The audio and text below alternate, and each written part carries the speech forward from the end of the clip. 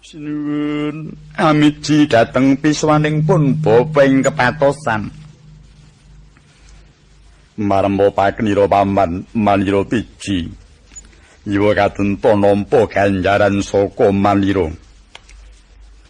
Apa ta warnaning ganjaran sabuk cindhih ingkang dawa ubete. Keris kang abiyara pamore dodot nglembarah koncane.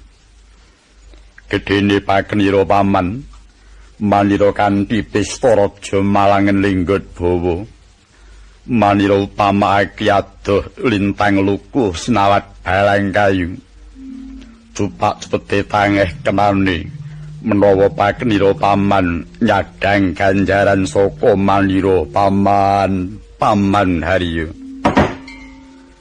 kawula nuwun inggih Punapati ngaturaken sadraing angin-angin sagleguding kulang-kaling sarema sinigarapi narasastra.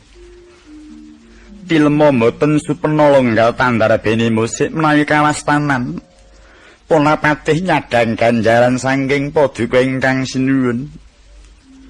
Inggih awit saking menapa kathahing ganjaran ingkang kula tampi. Pindha nampi ilining tirta ingkang mijil saking Narmada. Bebasan tebih dhateng atuwuk celak malah mboten kuwawi nampi lumintuning ganjaran.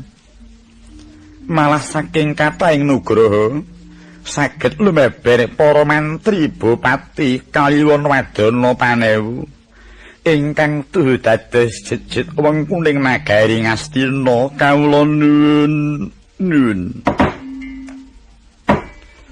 Paman Patih Harya Suman Sopo baya pinter junjung ngluhurake asmaning manira muhung pakenira paman katitik marang aturing pakenira paman ingkang mangkono